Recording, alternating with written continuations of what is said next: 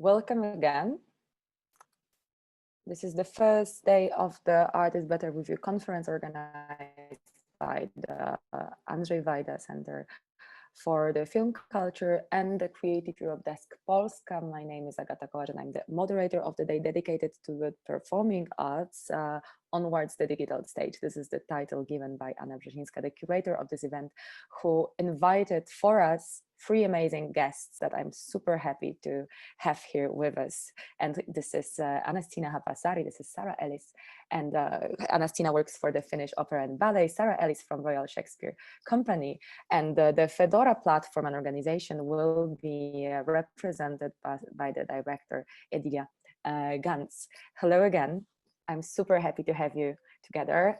I'm super absolutely passionate about as well about your projects, but as well about the fact that all of you are the leaders who thinks about the change and who thinks about the audience and the performance of the future.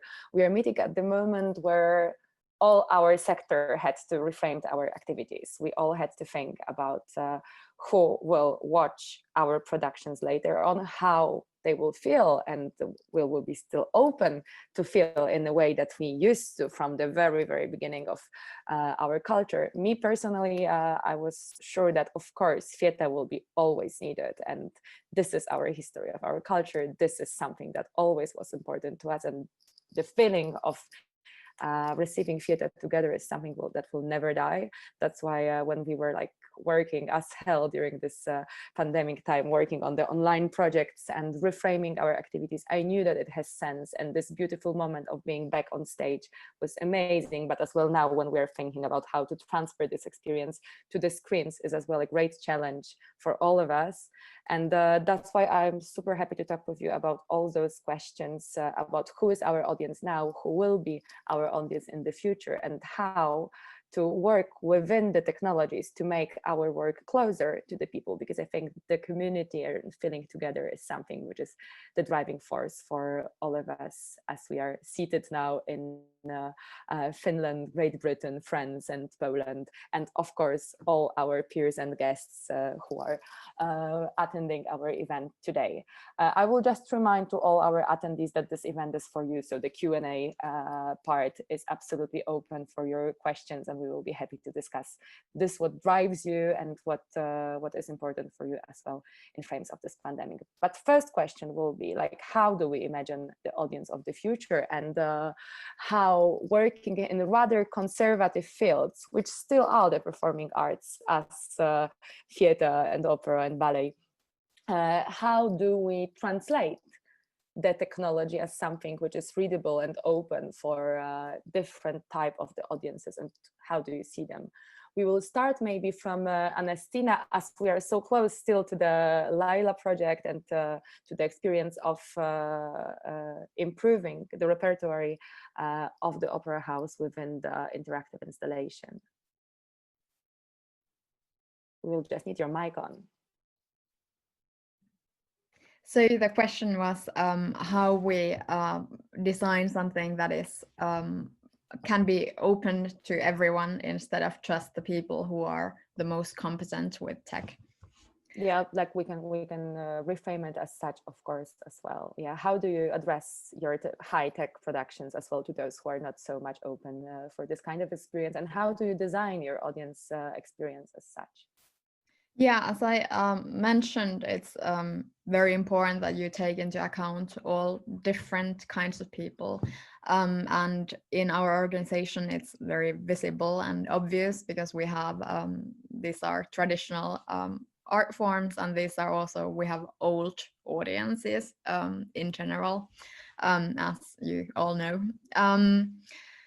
I think what we did well was that we started a long time in advance. We started well in time planning the audience experience. We did gather, we interviewed and benchmarked a lot of different productions, learned lessons from other people.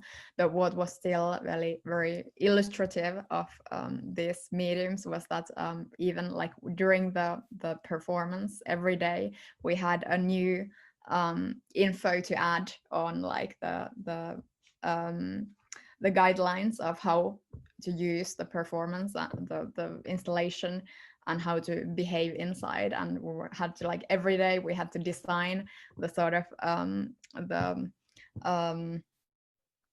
guidelines again that were like on the wall, like before the experience, before you step into the experience. There was like a framed papers, and there were always, like, every day we had more and more pieces of advice for our visitors. So I think it's something that you have to prepare well in advance, but it will also you will have more and more pieces of advice as you go further.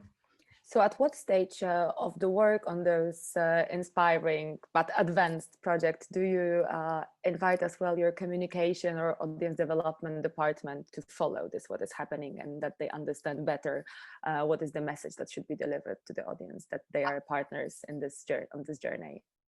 I think all the departments of the organization or the key departments should be there from the very beginning. Like, for example, there was a question, or there is always a question of social media.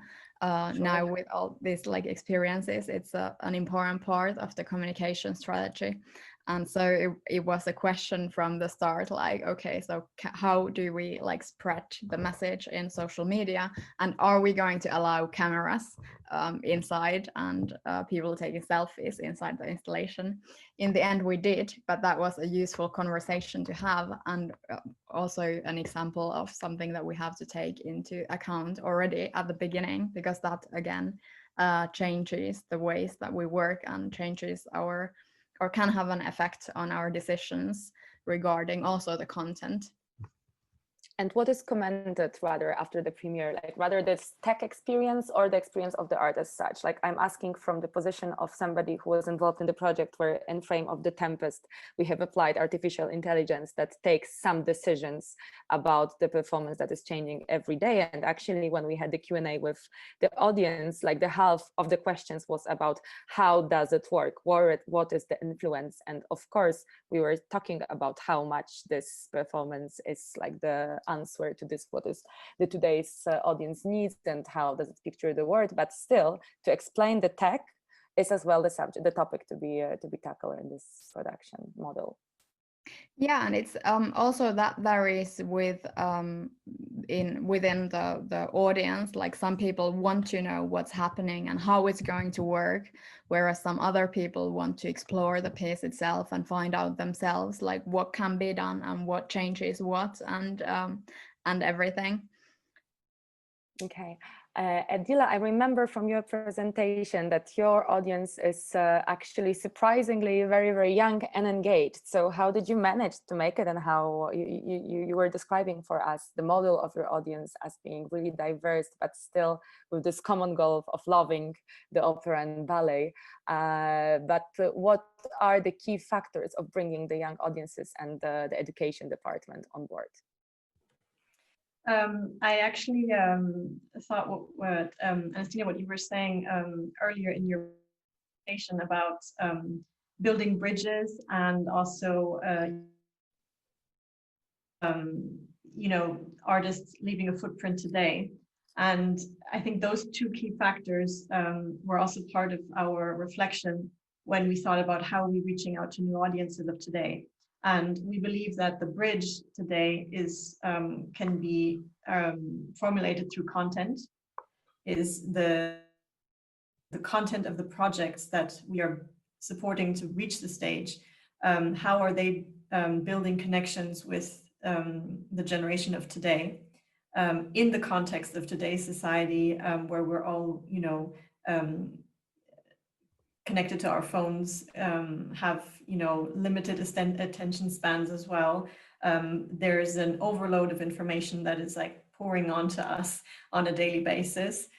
Plus also this notion of wanting to, we have the feeling when we analyze this with focus groups of this generation that we're trying to appeal to is there's this notion of curiosity and blurred lines between interests. So it's no longer just saying, okay, I just like this and I just like that, but there's actually this overlap. And that's why this digital prize was also the basis of this, came from the fact that people who are interested in tech can be extremely interested maybe in how tech is used in performing arts. So you kind of create this overlap of interest. And so you don't have these silo profiles anymore. And we also believe that in the future, organizations also have to set themselves up in that way, that to involve everyone since the beginning, that it's not just the artistic team working on one side, or then the administrative team on the other side, communication team, and it's more about coming together, and that the teams become more interdisciplinary, ideally more diverse as well in terms of, you know,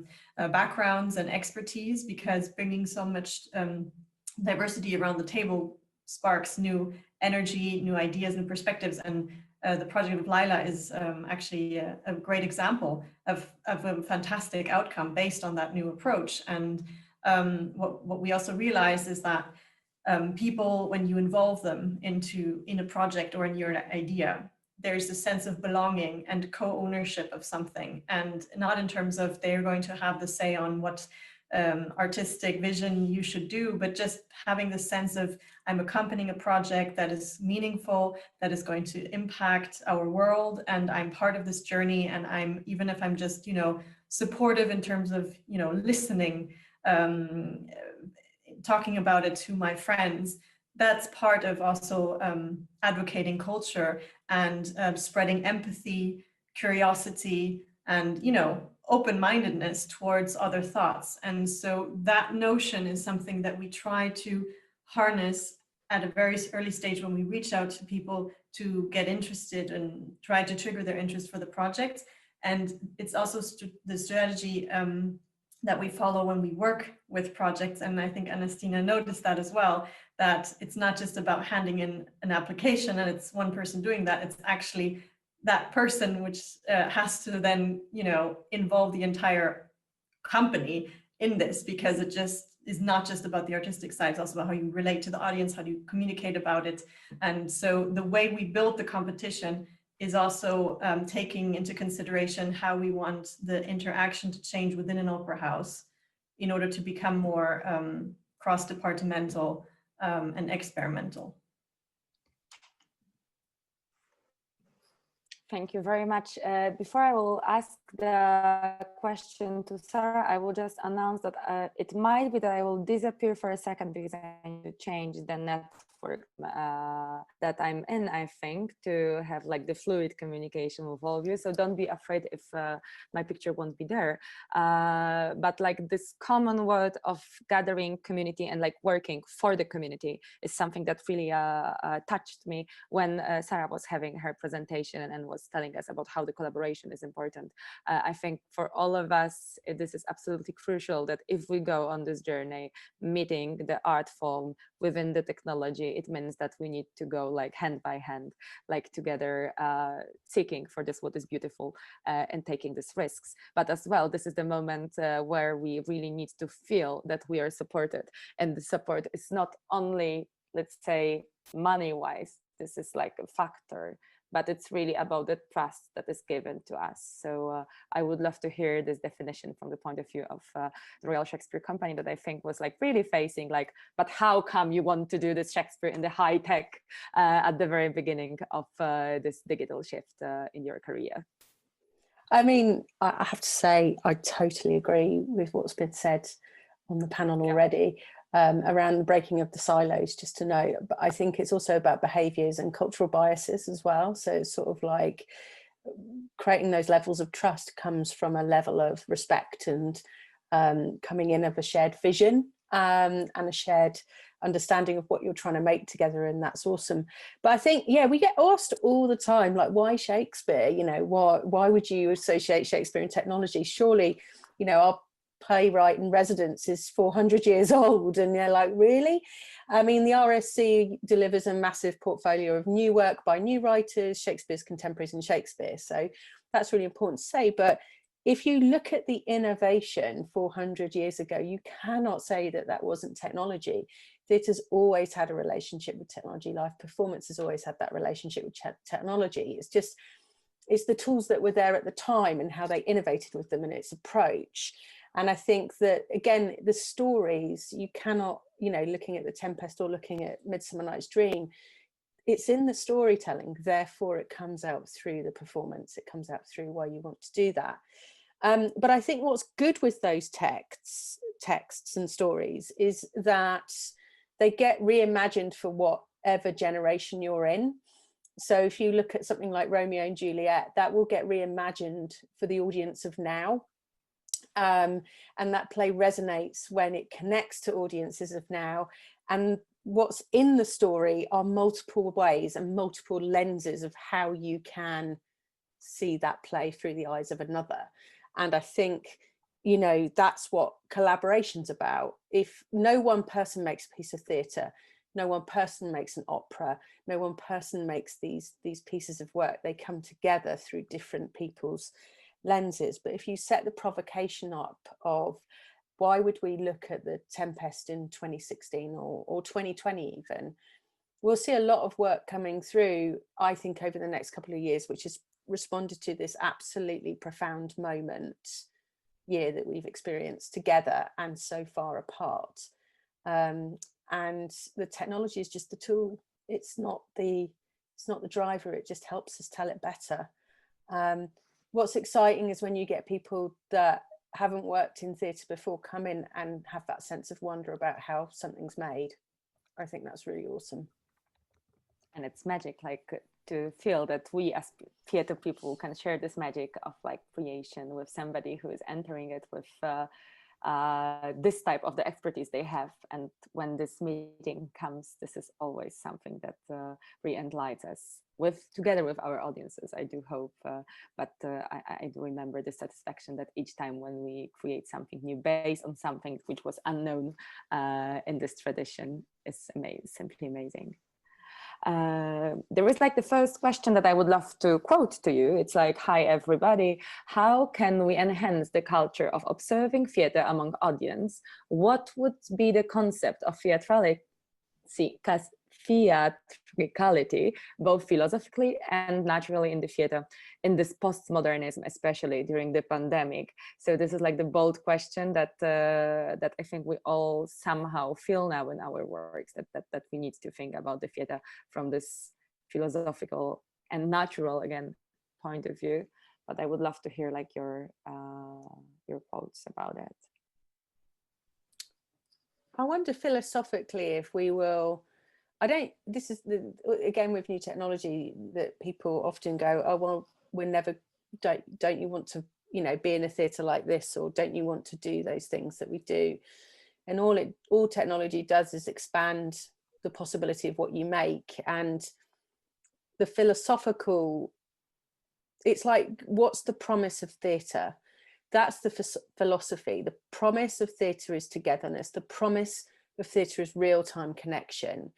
And what's happening right now is that, you know, me being here is probably, I'm picking up all the signifiers of what's wonderful being in a smelly theatre with lots of people with a performance that may not have lots of technology, and the joy that you get from that.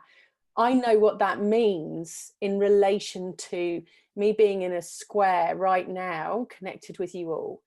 And, you know, I would love to be in Poland with you all right now, and I would have a really different experience. Sure. And what I'm philosophically trying to do is work out how these squares can have connectedness and togetherness and the best possible real-time connection we can have. And I don't believe we're there yet. And I think that's exciting and also really sensitive, and has to be held really, really carefully. What is exciting as well is like in all technologies that we are discussing, there are like people behind, and this is the journey that we are in, like being involved in the projects that are driving us somewhere else. So I would love to ask about the history of the change within your organizations, and how were you embracing your teams in this development of at the moment when you reframed that, okay, we need some more tech experts, or we need to like work with somebody who will teach us how this technology is fragile to the art piece that we do. What's your experience from this perspective? I will start with Annastina, then we will go back to RCA, and then I will be super happy to know what is the opinion and expertise of Edilia within their training programs and coaching for the institutions, because I suppose that together with the digital prize of Fedora, it goes in pair. So, so starting from Annastina, since we know so much about Lila. Oh, it involved, we had people in very different roles working with Lila. We had the core team. We had the artist that initiated the whole project. We had Esa-Pekka Salonen, the composer, and the dramaturge Paula Vesala. We had so that sounds classic. Yeah. You had like composer and dramaturg, okay, Exactly. and then the idea of the tech comes.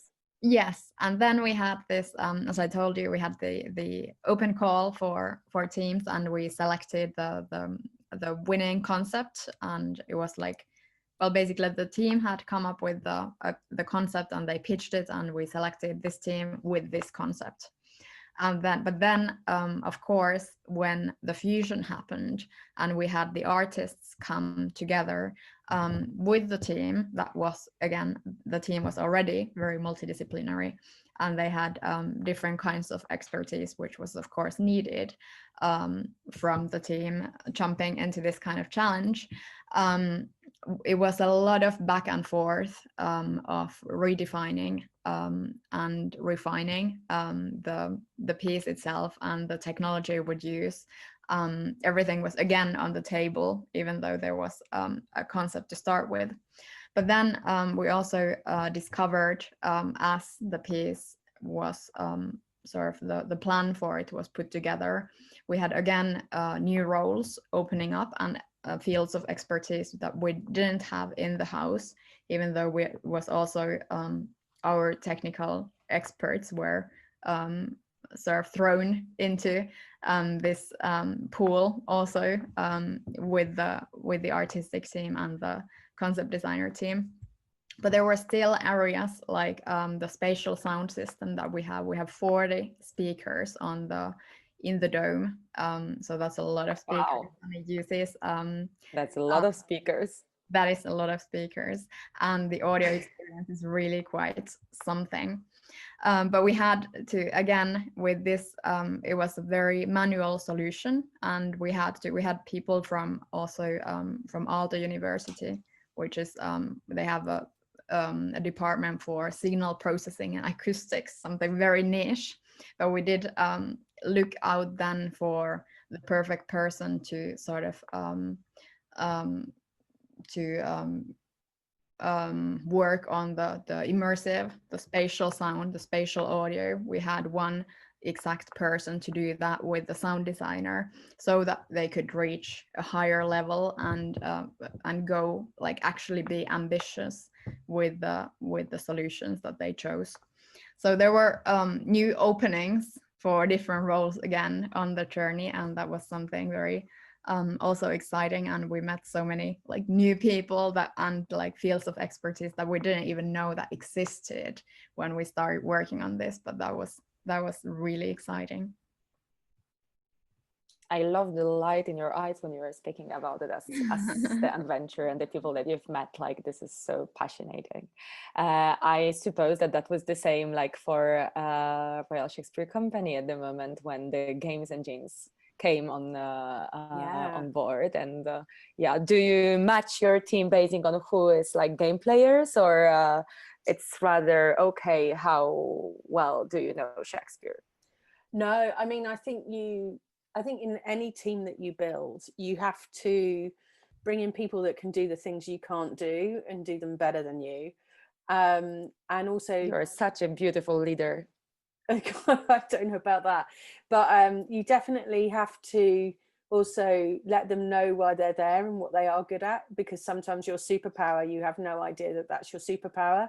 Do you know what I mean? Because often you do it quite naturally. And so there's a difference between a skill and there's a difference between a superpower, in my opinion. So you can learn something and you can craft it and you can do it really well, but some people are so brilliant at bringing people together and making them feel safe and helping them take risk. And then other people are brilliantly analytical and actually can just highlight what the issue is or highlight what a challenge is, and that's got to be given space. And that's really, really challenging when you're trying to do something new and different to get that there. And I'm still learning that. I am still working that out massively, and I think that's something that you learn. But one way the sort of success points along the way, one way we did do that was through looking at access and inclusion. So we ran some work. I think workshops are a really, really good way of bringing people together, because there's a time to talk, there's a time to listen, there's moments of reflection. And we wanted to discuss access inclusion, because often in game and in particular technology, it's very white male, a certain class. And we needed to think more broadly, but also interaction design. Be careful you don't make cultural assumptions around how accessible it is. And it was a really great moment, because we all came together and we all asked the same question together, and we all were learning.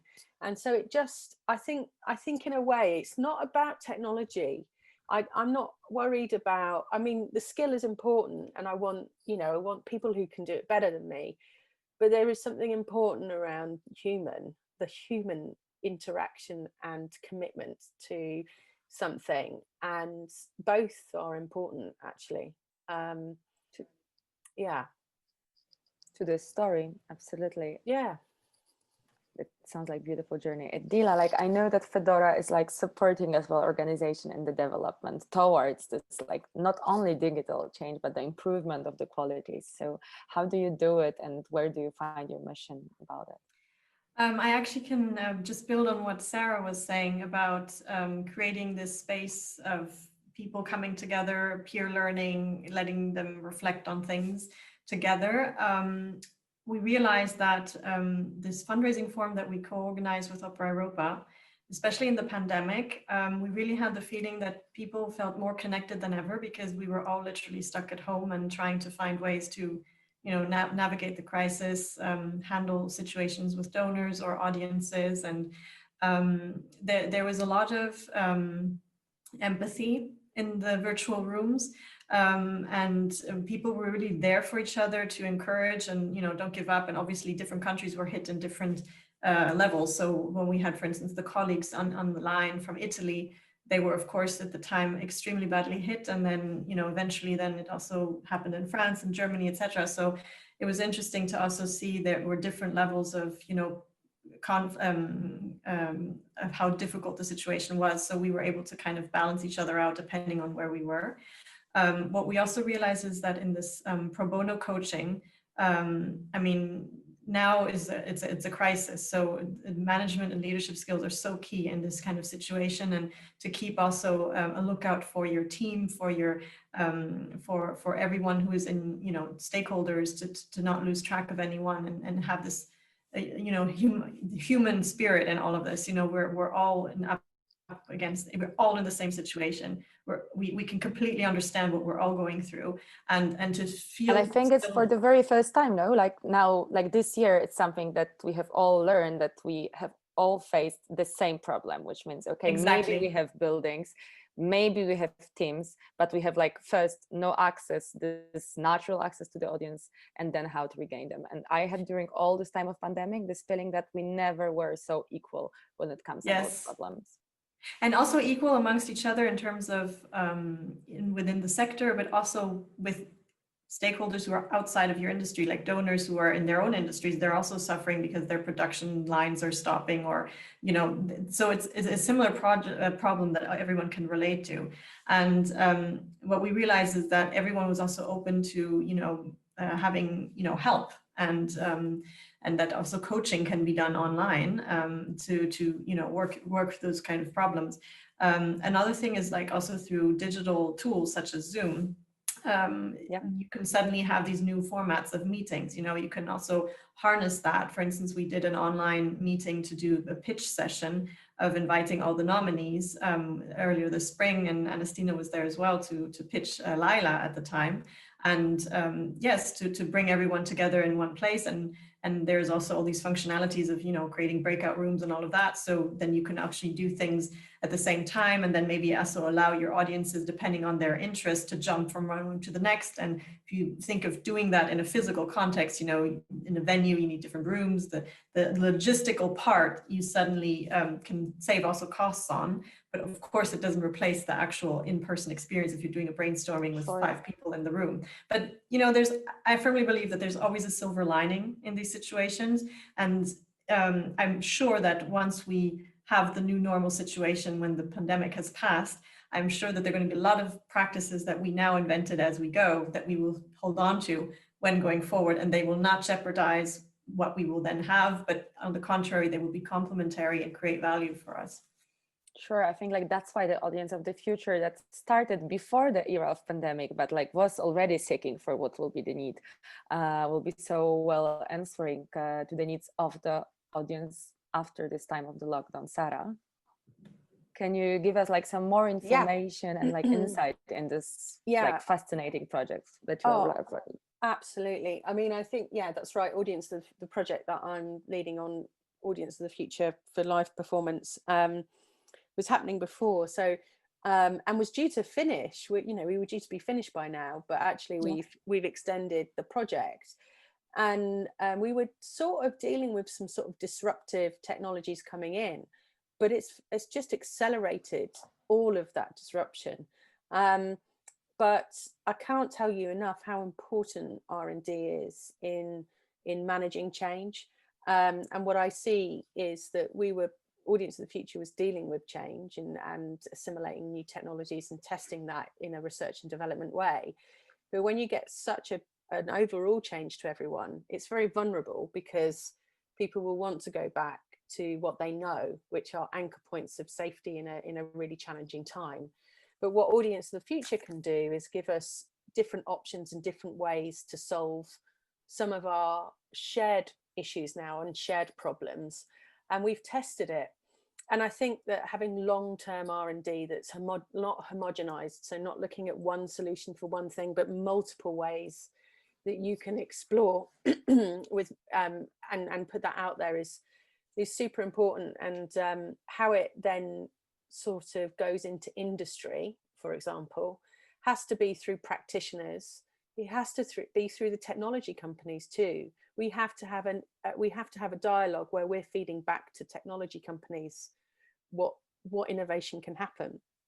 And also, because this is the artist role, no? Like artists are seeing the future. Yeah. We can see it like reading books online or like re-seeing some text. Yeah. And then also I would argue that the academic research is super important, because that really is the sort of what I'm interested in is collective knowledge, not proprietorial knowledge. So I'm interested in the collective knowledge that we can share through academic research. But also, if we can get dialogue between technology companies, practitioners and researchers, that is a really, really positive ecosystem for research and development that can then not work in a vacuum or not work in a bubble alongside what I would call production. There's a sort of connection and a strategic conversation happening. Because the other thing to honestly say is no one really knows what the future is at the moment. Let's not pretend that we don't, there's huge uncertainty. So we're being quite tactical in our decision making and how we do spend the resource we have. And with a very, very strong research and development approach, we can give ourselves room to make those decisions with more data, with more evidence, with more understanding, and also with more cultural connection. And a lot of it is the technology or the new ways of working won't embed unless you culturally get it right too. I really would love to highlight here this role of research and development as the, maybe not the tool, but as the methodology to searching for like the upcoming works that we will be supporting in the artist in the development. I have like impression that in the organizations that we are like working on daily basis, we rather think about research and development as the educational department, so audience development, so rather explaining what we do and how it can be understood and what can it bring to the audience, not thinking about what will be the need that we somehow can project as people who are empowering artists and sharing their vision together with the community of people who are gathered around to produce this beautiful message. So I really love that in all of the projects that you are presenting to us today, this role of research and development was so well showcased and highlighted as super important if we think about the projects that are innovative.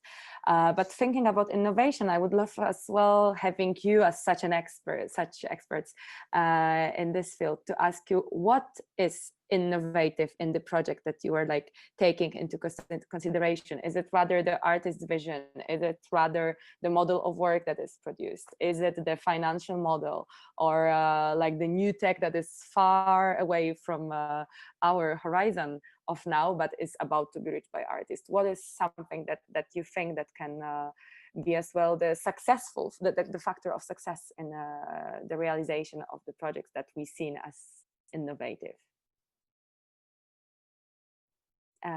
Annastina. I think an important aspect of the whole R&D is to like accept sort of the trial and error, to sort of accept that you do take risks with these projects. They're not gonna be obviously like the biggest diamonds that you create. You always, with this kind of experimental things, you do take somewhat of a risk, but then again, nothing new comes up if you don't explore further and push the boundaries. So I think that's an important thing to accept. And I think it's also as artists and art organizations, it's also sort of like our responsibility to also take part in the development of technology and bring our insight into or discover even the human aspect that we have with technology, with AI, with machine learning. These all have like ethical questions that I think, for example, the arts can explore really well, and that's an important part of it. And I think also this question has so many sides. I think for an organization to like stay agile, it's important to shake it at times. And also in this Opera Beyond project, we do try.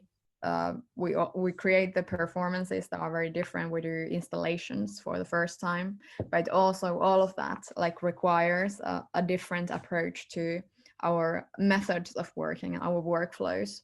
So I think it's a very holistic experience of and very holistic innovation. It doesn't just stay in one domain or in one corner. It's like spreads out the whole project and then the organization that takes part in this, because all of these projects, they need different ways of working, and that all involves innovation very much, and you will end up in situations where you have to come up with new types of solutions and think outside the box. Thank you. It's a beautiful definition. Edilia, how would you define it? I think from the funding side perspective, I would say when developing new projects or initiatives, it's really important not just to focus on one area, but to see how a conversation has to take place as of the very beginning in order to create meaningful funding schemes. So for instance, I remember when we set up the Fedora prizes, it was the idea of our president, Mr. Jean-François Zisnis, and it was actually the result of extended conversations with opera house directors and, you know, experts in the sector to understand what is the real need, what kind of money is needed to invest in what to generate what kind of output that we desire to have. And that conversation led to the fact of saying we need more risk-taking, we need to encourage more co-productions, the collaboration, we need to encourage emerging artists. And those were like the key factors that were coming out of these conversations. And then we took that insight and then reflected about how could we create a meaningful prize scheme that awards and supports that kind of work. And so why am I saying this is that it's really important to be close to the needs and to understand what projects we want to support, rather than just creating some kind of, you know, support scheme, but that is not helping also the sector to invent itself. So I believe there's this dialogue that has to take place between funders and the creative sector to say, how can we mutually help each other? Because in the end, we're all contributing to a better world and to creating work that resonates with our generation and the ones to come. And so it should not be a conversation that is led separately, but together. And again, we are in this spirit of like community and like feeling that we're all involved and like working in arts, working for a better future. Sarah, what is for you, maybe not a guarantee, but this like key factor for innovation? Like I can start from the theater point of view that for me, it's like the trust that you're giving to the artist, that he feels supported, but like within your, like the results of your work, I think it might be much broader in the definition. Yeah, I think it's acknowledging that every day, every theatre or every artist or every artistic community is innovating. So just because you have a new technology doesn't mean that people aren't innovating creatively. And for every first that you put on stage, there's like 100 thirsts backstage that are happening.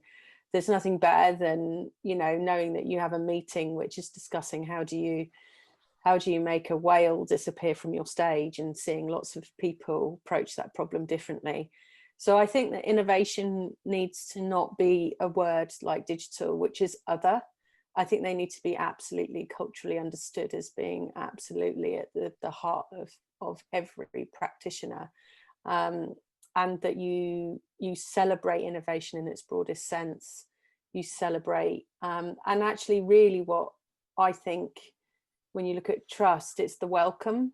It's the welcome that you give to people who come in and work with you, and the behaviors. And trust is established when you make yourself open, and that's not always easy to do when you're working with people that, one thing I noticed when we've connected artists and technologists is we speak completely different languages. And I don't mean, you know, French or English. I mean, we speak the same, fundamentally the same words, but we use them in different ways, and we're understood in different ways. And we need to give people time to really understand that. And then we also make work in different ways. And some things are slower and need more time, and then other things move quickly. So you can easily make quite big frustrations for each other unless you give that time. And again, I'll go back to those R&D structures. It's not just about the technology and seeing how it works, it's actually establishing that. So R&D is, I think, gets a bad rep for talking about it's okay to fail. I mean, we fail every day. It is okay. Yeah. It is okay. It's super okay to acknowledge that we do. Yeah, we fail in all different ways, and we also succeed in all different ways. It's not about that. It's about learning, and it's about establishing new ways of learning and new models. So for me, it always goes back to people, and it always goes back to motivation of people, and also, not when you're doing something new, you're not saying what came before was wrong. It's really important to establish a respect for what's past, present and future. That's also crucial as well. for the timing. Thank you so much for such a beautiful, I would say, even summary. I was super honored to be the moderator for the day about like the future of the performing art stage, but I was super honored to talk to three beautiful leaders of the change who are embracing the risk in the everyday work, bringing new solutions and support to the artists who wants to present their beautiful thoughts and their projects about the future on stage that we will meet, or together like 1,000 people that could be gathered behind the back of Sarah, or in the Finnish Opera and Ballet, or in Teatr Warszawa, where you're always welcome to be back once we will be allowed to bring our audience again, or virtually as we do now, because like the power of conversation and exchange of our knowledge, it's absolutely priceless. I hope that our attendees were as happy as I am to listen of all of your beautiful stories. And from my side, I just want to say thank you for sharing it so openly from the success and as well challenges point of view with us. It was super beautiful start of the day for me, and the great lessons for the future in our activities. And now I would love to bring on our stage Anna Brzezińska, who is the curator, who had this great idea of meet you all in frame of the panel and to discuss with you the future of the performing arts stage. Anna, thank you for this gathering. And now the floor is yours. I'm so happy that finally you are with us in here. Thank you so much. I've been with you all the time listening to today's presentations and to your panel. I just want to very quickly wrap the day because I know the time, we're short on time.